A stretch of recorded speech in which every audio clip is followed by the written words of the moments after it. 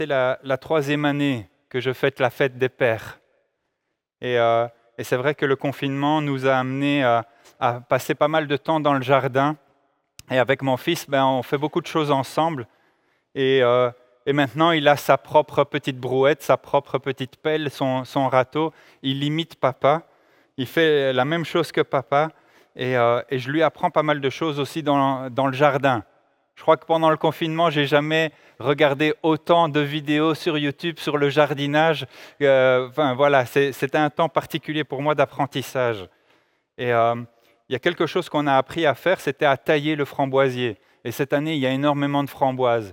Et quasi tous les jours, notre fils, qui a maintenant 2 ans et demi, va vers le framboisier, regarde s'il y a une framboise rouge qui est disponible pour lui. Et voilà, il se régale. Et on lui apprend plein de choses dans ce jardin. Et ça nous a pris un certain temps avant que ce framboisier ait énormément de fruits. Il a fallu le tailler, il a fallu l'entretenir. Avec Gabriel, on l'arrose quand il fait trop chaud. C'est assez sympa de travailler comme ça au jardin. Et Dieu, en fait, il est comme un jardinier.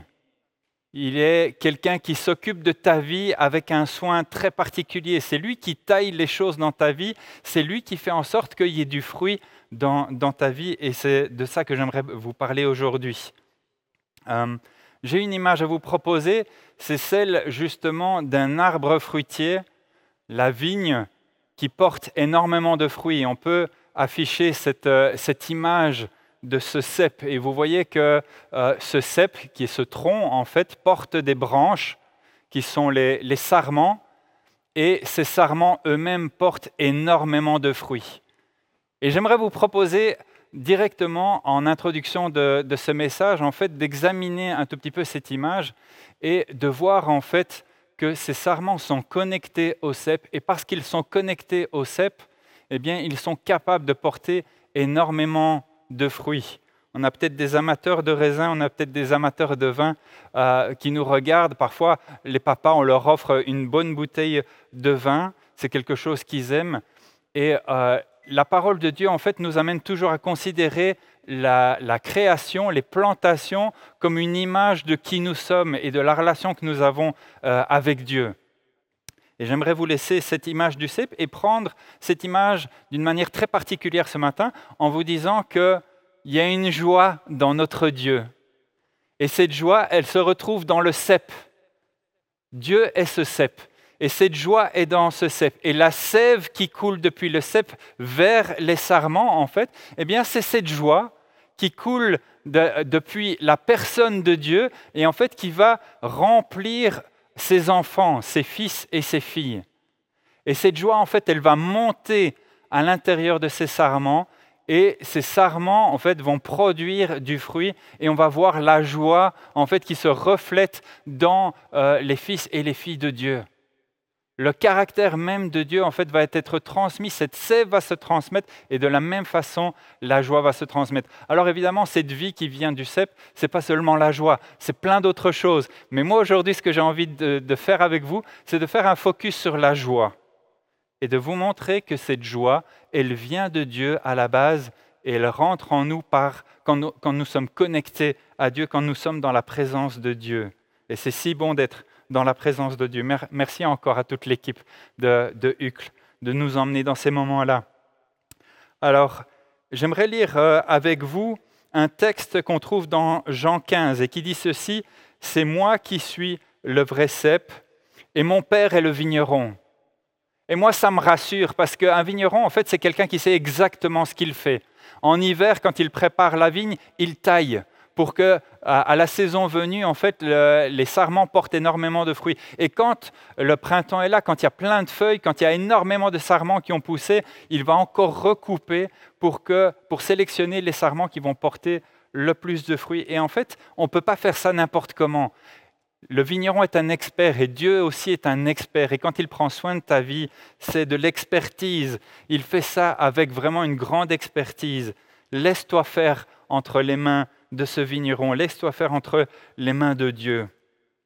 Il dit ceci encore: « Tout sarment qui est en moi et qui ne porte pas de fruit, il l'enlève, et tout sarment qui porte du fruit, il le taille, afin qu'il porte encore plus de fruits. » Et au verset 11, il est dit ceci: « Je vous ai dit cela afin que ma joie demeure en vous et que votre joie soit complète. » Le but de Dieu, c'est de nous transmettre sa joie, de nous transmettre son caractère joyeux pour que notre joie soit complète. Et c'est la présence même de Dieu qui amène cette joie dans notre vie. Ésaïe 61 nous dit, mais il y a une bonne nouvelle qui arrive sur ta vie. Il y a une huile de joie qui est disponible pour ta vie. Et on va lire ensemble ce texte dans Ésaïe 61 qui dit ceci: « L'Esprit du Seigneur de l'Éternel est sur moi, parce que l'Éternel m'a consacré par onction pour annoncer de bonnes nouvelles aux pauvres. Il m'a envoyé pour guérir ceux qui ont le cœur brisé, pour proclamer aux déportés la liberté et aux prisonniers la délivrance, pour proclamer une année de grâce de l'Éternel et un jour de vengeance de notre Dieu, pour consoler tous ceux qui sont dans le deuil, pour mettre et pour donner aux habitants de Sion en deuil une belle parure au lieu de la cendre, une huile de joie au lieu du deuil. » Et c'est vrai que c'est des temps particuliers.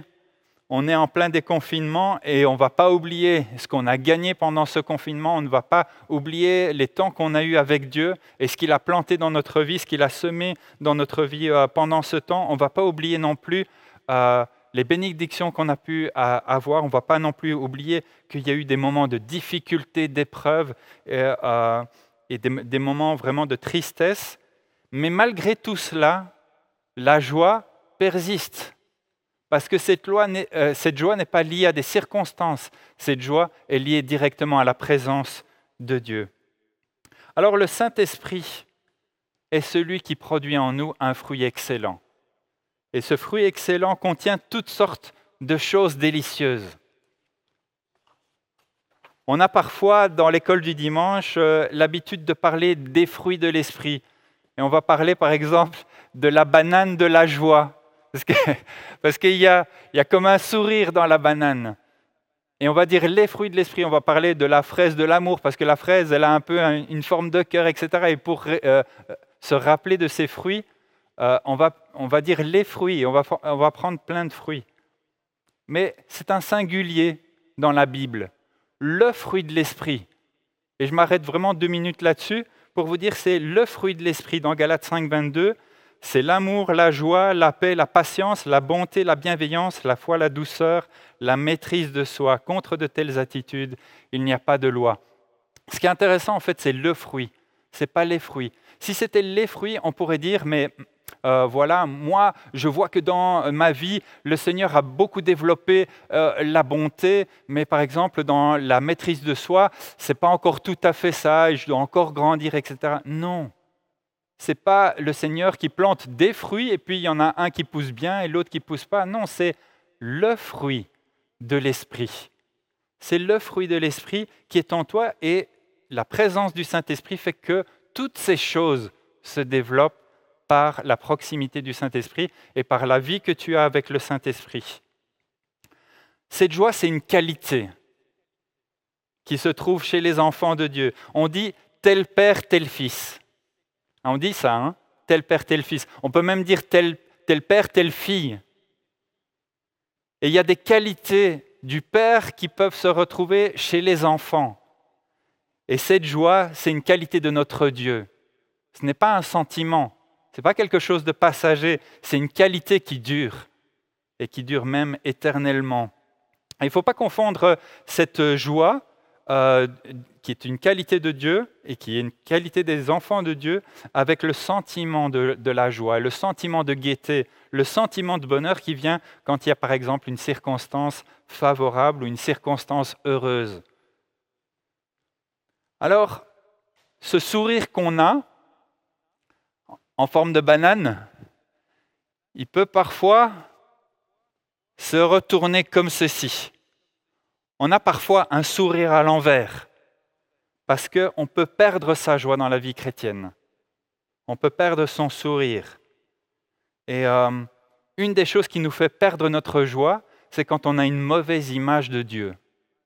Il est possible qu'on ait vraiment une mauvaise image de Dieu qui nous amène à perdre complètement notre joie. Alors revenons un tout petit peu au cep et au sarment. Le le texte nous dit que malgré le fait que le cep et les sarments sont connectés, il y a certains sarments, en fait, qui ne vont pas porter de fruits. Et donc, c'est tout à fait possible d'être croyant, d'avoir foi en Dieu, et pourtant de ne pas avoir la joie, de ne pas porter le fruit de la joie, puisque ça, c'est mon focus aujourd'hui. Hein, c'est moi qui suis le vrai cep, et mon Père est le vigneron. Tout sarment qui est en moi et qui ne porte pas de fruit, il l'enlève, et tout sarment qui porte du fruit, il le taille, afin qu'il porte encore plus de fruits. Si quelqu'un ne demeure pas en moi, il est jeté dehors comme le sarment, et il sèche, puis on ramasse les sarments, on les jette au feu, et ils brûlent. Alors j'aimerais vous dire ce matin que le problème, quand je ne retrouve pas la joie en moi en tant que croyant, le problème ne vient pas du cep, parce que le cep est rempli de joie. Le problème ne vient pas du vigneron, parce que le vigneron est un expert, il connaît la vigne et il sait comment la tailler. Le problème, il vient du fait que le sarment est stérile. Et j'aimerais connecter un tout petit peu mon message avec une autre parabole, qui est la parabole des 4 terrains, qu'on trouve dans Matthieu 13. C'est un semeur qui va jeter ses graines sur 4 terrains, et il y a 4 résultats différents. Alors, dans le premier terrain, en fait, la personne va entendre la parole du royaume, mais elle ne la comprend pas. Et parce qu'elle ne la comprend pas, l'ennemi va venir voler, en fait, cette semence, et il n'y va rien qui va germer. Autant dire, il n'y a pas de joie chez cette personne, parce qu'elle n'a pas compris la parole. Et il faut que quelqu'un lui explique.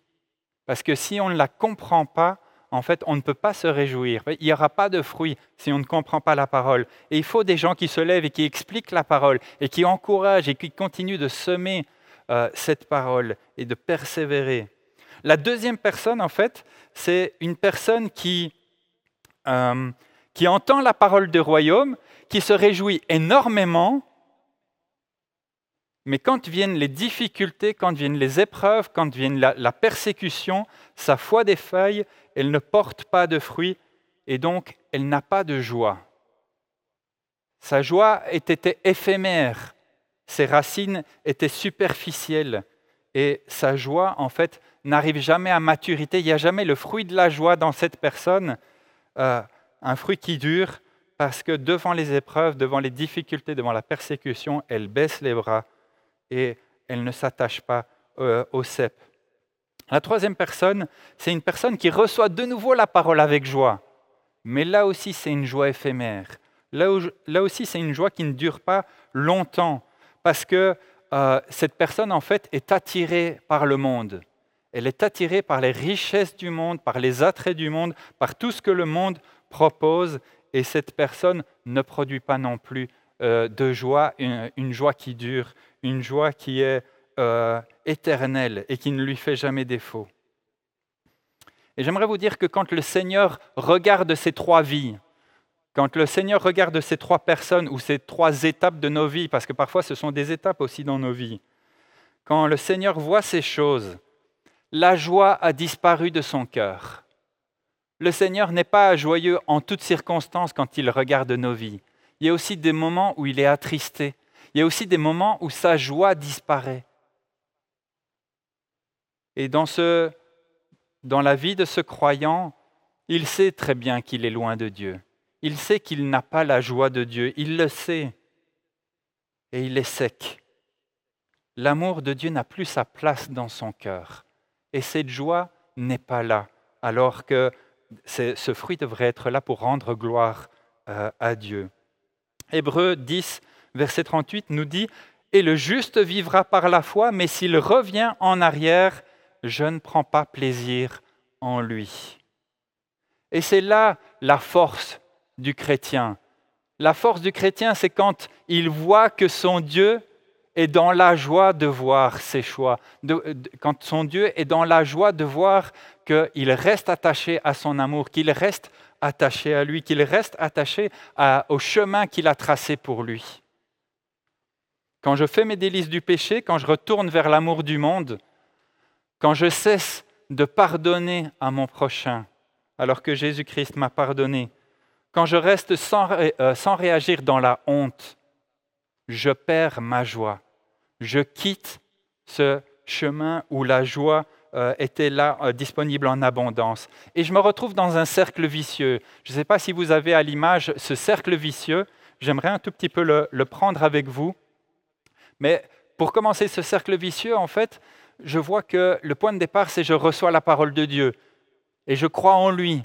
Je suis un croyant. Donc mon message s'adresse aux croyants et à ceux qui croient en Dieu. Et une fois que je crois en lui, en fait, il y a des choses à faire. Il y a des actes à poser. Il y a un amour à entretenir.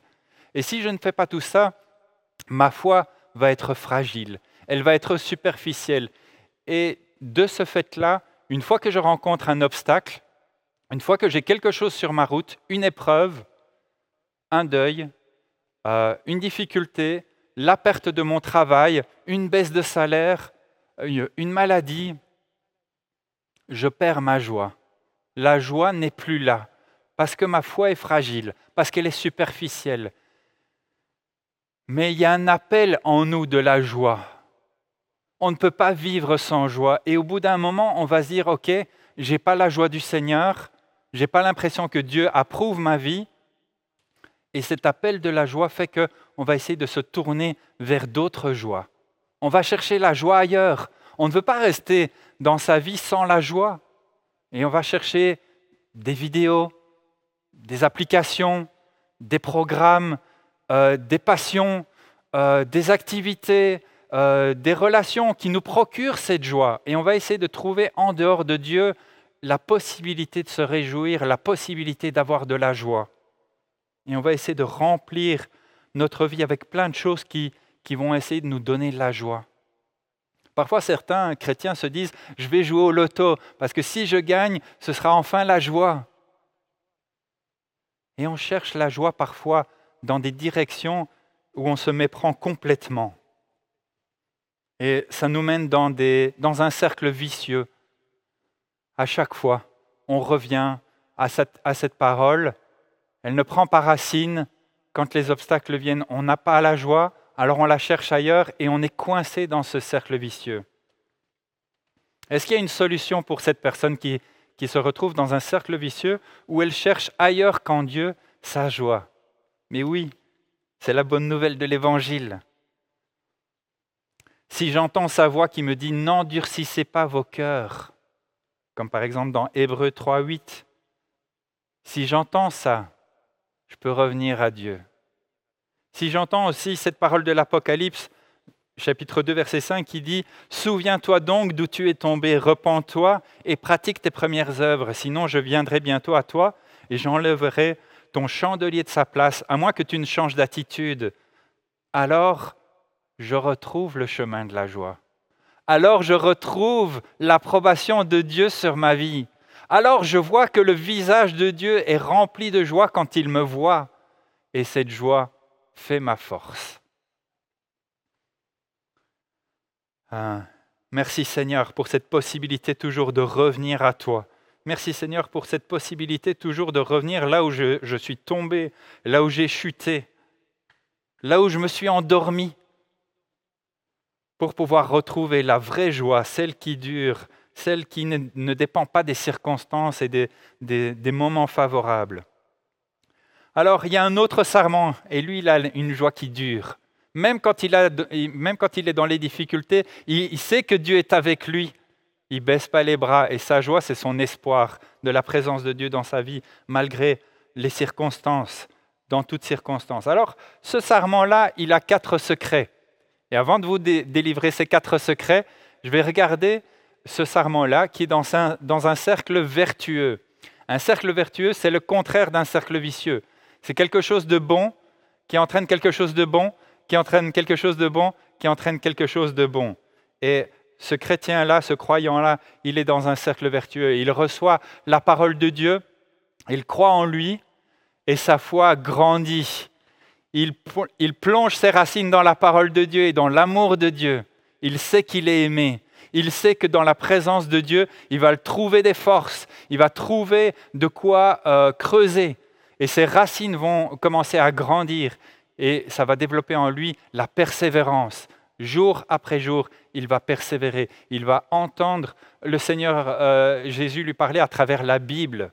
Il va l'entendre à travers d'autres circonstances, mais principalement à travers la Bible. Et quand un obstacle survient sur sa route, il garde sa joie. Et ça, c'est vraiment ce cercle vertueux. Il est dans ce cercle et le fruit demeure en lui. Alors, il a 4 secrets, ce chrétien-là. Son premier secret, c'est qu'il demeure en Christ. Quand il reçoit la parole, cette parole demeure en lui, il demeure en Christ. Quand ses racines vont pousser, il a un deuxième secret, c'est qu'il demeure en Christ. Quand les difficultés apparaissent, il a un troisième secret, c'est qu'il demeure en Christ. Et quand sa joie paraît et que tout le monde lui dit « Mais comment tu fais pour être comme ça, resplendissant? Qu'est-ce qui fait que tu as la joie en toi ?» Son secret, c'est qu'il demeure en Christ. Voilà les 4 secrets que je voulais vous dire. Il demeure en Christ. Vous allez me dire « Oui, mais c'est le même secret, tu n'es pas fort en maths. » Mais dans toutes les circonstances de la vie, il demeure en Christ. C'est ça son secret. Alors, demeurer en Christ, pour celui qui n'a jamais entendu cette expression, qui ne connaît pas la Bible et le vocabulaire de la Bible, il dit « Ça veut dire quoi, demeurer en Christ ?» Concrètement, dis-moi, c'est quoi? Alors évidemment que là, ce sera important pour vous que je vous explique courtement ce que c'est, demeurer en Christ. La première chose, évidemment, c'est de croire. Jean 1,12 nous dit que nous avons reçu cette capacité à devenir enfants de Dieu par notre foi. C'est la première chose, demeurer en Christ, c'est évidemment croire. Mais ce n'est pas que ça, et on va voir quelques textes bibliques, on va pouvoir les afficher. Ces textes qui nous expliquent c'est quoi le secret, c'est quoi demeurer en Christ. Et la première chose qui nous est dit, texto, mot pour mot, on le trouve dans 1 Jean 4 au verset 15. Celui qui déclare publiquement que Jésus est le Fils de Dieu, Dieu demeure en lui et lui en Dieu.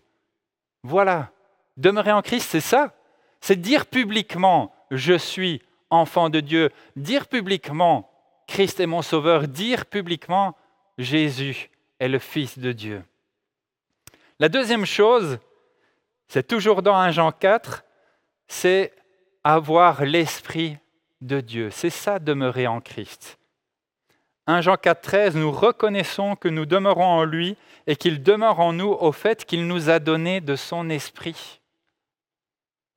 Si tu veux la joie, une joie qui demeure, qui n'est pas liée aux circonstances, sache que tu as besoin du Saint-Esprit et que c'est lui qui amène la joie dans ta vie. La troisième chose et la troisième explication qu'on trouve dans la parole, qu'est-ce que c'est demeurer en Christ? C'est toujours dans 1 Jean 4, au verset 12. Si nous nous aimons les uns les autres, Dieu demeure en nous et son amour est parfait en nous. S'aimer les uns les autres, c'est demeurer en Christ. À partir du moment où tu quittes le chemin de l'amour, tu quittes le chemin de la joie. Parce que la joie est liée au fait de demeurer en Christ. Et l'amour aussi, évidemment. C'est un package, c'est un pack, la vie chrétienne. Tu prends tout ou tu prends rien, mais tu ne peux pas choisir certaines choses et faire ton menu dans ce que Dieu propose. Il te donne tout. Le fruit de l'esprit. Et ce fruit contient tout pour ta vie. Et c'est le Saint-Esprit qui amène ce fruit dans ta vie. Et la dernière chose, la dernière explication que j'aimerais mettre en lumière par rapport à c'est quoi demeurer en Christ, on le trouve dans Jean 15 au verset 9. C'est demeurer dans l'amour de Dieu. Vous savez, Satan, il est très rusé.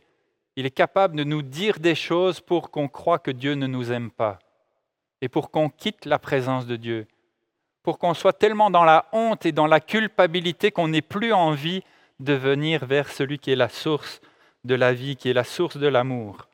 Jean 15, verset 9, nous dit « Tout comme le Père m'a aimé », c'est Jésus qui parle, « Tout comme le Père m'a aimé, moi aussi je vous ai aimé. Demeurez dans mon amour. Si vous gardez mes commandements, vous demeurerez dans mon amour, de même que j'ai gardé les commandements de mon Père et que je demeure dans son amour. Voilà, c'est quoi demeurer en Christ? C'est demeurer dans ce qu'il nous a demandé, demeurer dans ses commandements, demeurer dans l'obéissance. Et à ce moment-là, tu as l'assurance. Tu te présentes devant Dieu dans la lumière. Et même quand tu chutes, tu sais que tu es dans la lumière, tu ne te caches pas, tu ne caches pas ton péché, mais tu vas te présenter à Dieu parce que tu sais que c'est lui qui va te purifier. Et tu restes dans la lumière. Et du coup, tu restes dans la joie de ton Maître parce que tu restes dans l'obéissance et tu restes dans la proximité avec lui. Ces deux sarments que je vous ai cités, ils étaient tous les deux connectés au cep. Mais il y en a un qui vit dans la dépendance totale à Dieu pour sa vie. Et c'est celui qui porte les fruits. Quelles que soient les circonstances, il dépend de Dieu. Dans ma conclusion, j'aimerais revenir sur un verset qu'on cite énormément sur la joie. Et ce verset, on le trouve dans Néhémie 8. « La joie du Seigneur sera votre force ». C'est même un chant qu'on chante dans nos églises. Et c'est quelque chose qui nous fait énormément de bien. Et j'aimerais revenir un tout petit peu sur les circonstances qui ont permis de dire « la joie du Seigneur est votre force ». Vous savez, le peuple d'Israël est semblable à l'Église. Et ce peuple avait désobéi. Et le Seigneur a mis en œuvre ce qu'il dit dans sa parole. C'est à partir du moment où tu désobéis, il y a des conséquences. Et ce peuple a été exilé, il a été banni de sa terre. Et Jérusalem a été laissée en ruine. Ils sont partis vers un autre pays où ils ont été serviteurs. Ils ont été exilés en Perse, qui est l'actuel Iran. Et ils sont restés là-bas très longtemps, des dizaines et des dizaines d'années. Et ils sont revenus successivement par vagues. Et la troisième vague qui revient de cet exil revient avec un homme d'action, un homme plein d'esprit du Seigneur qui s'appelle Néhémie. Et Néhémie, avec l'aide de Dieu, va accomplir un réel exploit. En 52 jours, il va faire de cette ville de Jérusalem, qui était une ruine totale, une ville avec de nouveau des murailles qui sont reconstruites, avec des portes qui sont reconstruites, et avec un peuple qui est prêt à rentrer à nouveau dans la proximité de son Dieu et dans la vie que Dieu avait prévu pour lui. Et à un certain moment, quand la muraille est enfin bâtie, le peuple va être rassemblé. Et il y a des gens, des prêtres, des scribes, qui vont commencer à lire et à expliquer la parole de Dieu. Et au fur et à mesure qu'ils sont en train de lire cette parole, d'expliquer la loi de Dieu, les gens vont commencer à pleurer. Il y a des larmes qui vont couler. Et ils vont se rendre compte que leur vie et que le passé de leur peuple et le pourquoi ils sont partis en exil est lié au fait que les normes de Dieu sont tellement plus élevées que les normes qu'ils avaient appliquées à leur propre vie. Et ils vont pleurer énormément. Et souvent dans notre vie, quand on se rend compte de qui Dieu est, de comment il nous aime, de comment de qui est sa personne, de la joie qui est en lui et de tout l'héritage qu'il veut nous donner, tel Père, tel Fils, eh bien, parfois on pleure en se disant « mais combien de temps j'ai perdu ?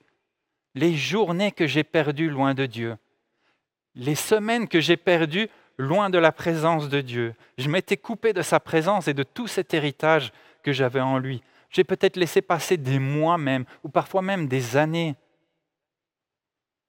Si j'ai bien calculé, Néhémie il est revenu après 93 années d'exil de son peuple. Et il pleure. Il voit que la parole de Dieu est tellement différente de ce qu'ils avaient appliqué à leur vie. Mais à un certain moment, les scribes, Esdras, ceux qui expliquent la loi, les prêtres, vont leur dire « arrêtez maintenant. La parole de Dieu est venue dans vos cœurs et vous l'avez reçue. et vous l'avez accepté et vous vous êtes détourné de vos mauvais comportements. Vous êtes venus à Jérusalem. Vous avez vu les exploits que nous avons accomplis avec Dieu. Nous avons reconstruit la muraille de Jérusalem. Cessez de pleurer maintenant. Dieu est à nouveau parmi nous. Les murailles sont à nouveau bâties. Nous avons de nouveau la présence de Dieu. Commencez à vous réjouir parce que Dieu se réjouit de ce qui est en train de se passer maintenant dans le peuple. Dieu est en train de se réjouir maintenant de ce qui se passe à Jérusalem.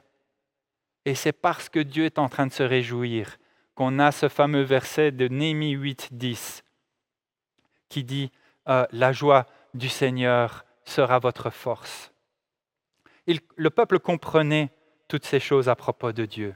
Il comprenait que Dieu est miséricordieux, qu'il pardonne.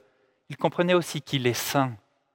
Et ils acceptaient de marcher à nouveau dans cette sainteté. Ils acceptaient de marcher à nouveau dans ce chemin. Jean 15, 3 nous dit « Déjà vous êtes purs à cause de la parole que je vous ai annoncée. Demeurez en moi et je demeurerai en vous. » La joie la plus profonde que tu peux expérimenter est toujours liée à la présence de Dieu, à ta connexion avec Dieu. J'espère que tu as compris que ça ne dépend pas des circonstances. Parfois, Dieu mettra des circonstances favorables. Il y aura un sentiment de joie chez toi. Parfois, il mettra des épreuves. Et ce sentiment de joie ne sera pas forcément là. Mais la qualité de joie, de savoir que Dieu est là et traverse les choses avec toi, elle restera, elle durera, elle sera même éternelle. Ne nous attachons pas aux choses d'ici-bas. Ne fixons pas nos regards sur la joie terrestre. Ne fixons pas nos désirs sur des joies qui sont passagères. Ne mettons pas notre joie dans des choses, dans des objets qu'on peut acheter. Parce que nous avons un trésor dans le ciel qui vaut beaucoup plus. Et restons attachés à celui qui nous mène justement sur ce chemin. Restons attachés à la cité céleste, une cité où la joie sera éternelle. Notre Dieu est un Dieu de joie. On ne le comprend pas toujours. Vous vous rappelez du serviteur qui était dans les champs? Il avait un frère qui était parti avec la moitié de l'héritage. Il avait tout dilapidé avec les prostituées. Et puis, il revient et son père court l'embrasser. Et il dit quoi? Mais on va faire un festin. Et c'est comme ça que Dieu est. C'est un Dieu de joie, un Dieu de festin. Il aime les fêtes, il aime se réjouir. Et moi, j'ai rajouté une petite chose dans l'histoire. Il y avait un serviteur qui était censé s'occuper de la musique. Et il a dit à ce serviteur, il s'appelait David, ce serviteur, c'est moi qui l'ai rajouté, il dit à ce serviteur, toi aussi, tu vas guetter le retour du fils prodigue, du fils qui dépense mon héritage en ce moment. Et donc, le maître de maison ordonna à David de guetter, et David guetta. Et donc, il se réjouit en même temps que le maître au moment où il voit le fils qui revient.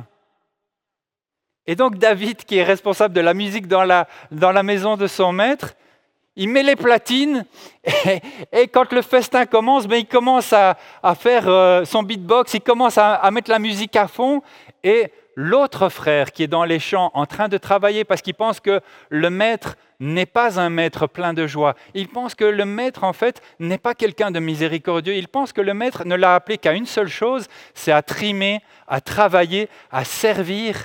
Il entend David Guetta et il se dit, mais c'est quoi cette fête? C'est quoi cette fiesta? Comment ça se fait qu'il y a la fête chez mon père? Et là, il découvre la joie de son Père. Et parfois, nous avons besoin de redécouvrir la joie qui est en Dieu. Parce que quand on a une bonne image de Dieu, à ce moment-là, on sait que la joie qui est en lui, il peut la mettre en nous. Et c'est une source continue. C'est une source continue qui coule de ce cep vers nous et qui nous remplit. J'aimerais que cette joie du Seigneur soit votre force. Et je vais terminer par prier. Seigneur Jésus, je te remercie parce que quand nous tournons vers la parole et quand nous voyons vraiment qui tu es, Seigneur, tu fais déborder notre cœur de joie. Tu remplis notre coupe de ta joie, Seigneur. Et j'aimerais vraiment que ce message, Seigneur, puisse nous impacter, que nous ne nous attachions pas, Seigneur, aux joies passagères de ce monde, mais que nous puissions nous attacher à ta présence et à ta joie. Que nous puissions chaque jour, Seigneur, nous attacher à ces moments, Seigneur, où nous nous tournons vers la parole pour que cette joie s'ancre et s'enracine dans nos vies, que nos vies produisent ce fruit, Seigneur. C'est un fruit qui te rendra gloire, et ceux qui verront cette joie dans notre vie diront, mais qu'est-ce qui est différent dans ta vie? Et nous pourrons leur dire, c'est la présence de Dieu qui fait la différence. Que tout l'honneur et que toute la gloire te soient rendus, Seigneur Jésus. Amen.